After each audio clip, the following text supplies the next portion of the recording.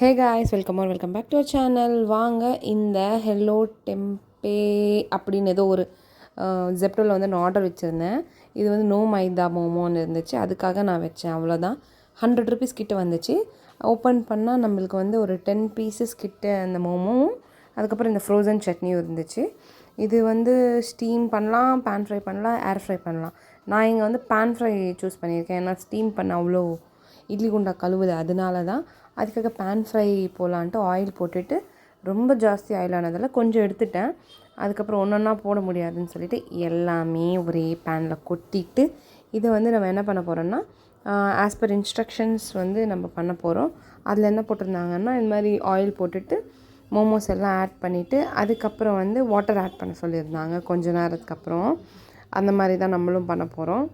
இந்த சட்னி வந்து ஃப்ரோசன் இல்லையா, என்னோடய மூளைக்கு வந்து எவ்வளோ தெளிவு பார்த்திங்கன்னா, எப்படியும் இந்த பேன் கேப் வந்து ஹீட்டாக தானே இருக்கும், ஏன் அது மேலே வச்சிடக்கூடாது அப்படின்னு ஒரு தெளிவு. ஓப்பன் பண்ணால் இப்படி தான் இருந்துச்சு. Okay, 2 tablespoon of water ஊற்ற சொன்னாங்கன்னு சொல்லிட்டு நான் வந்து வாட்டர் ஊற்றிட்டு க்ளோஸ் பண்ணி வச்சுட்டேன். அது மேலே இந்த ஃப்ரோசன் சட்னி மோமோஸ் வச்சுட்டேன். ஏன்னா அதுவும் சீக்கிரம் ஹீட் ஆகிடும். ஓப்பன் பண்ணால் பிச்சிட்டு இந்த மாதிரி தான் இருந்துச்சு. மேபி எண்ணெய் சரி போகலன்னு சொல்லிட்டு எண்ணெயும் ஊற்றி பார்த்தேன். இங்கே பாருங்கள் எப்படி பிச்சு போய் கிடக்கும். எண்ணெய் ஊற்றி ஓப்பன் பண்ணால் இதுதான் நிலமை, ஊற்றிக்கிச்சு. சரி, டேஸ்ட்டாச்சும் எப்படி இருக்குதுன்னு பார்ப்போன்னு பிளேட்டிங்கெல்லாம் அழகாக பண்ணி ஒரு நல்ல ஹார்லிக்ஸாக போட்டு எடுத்துகிட்டு போய் வச்சு சாப்பிட்டு பார்த்தா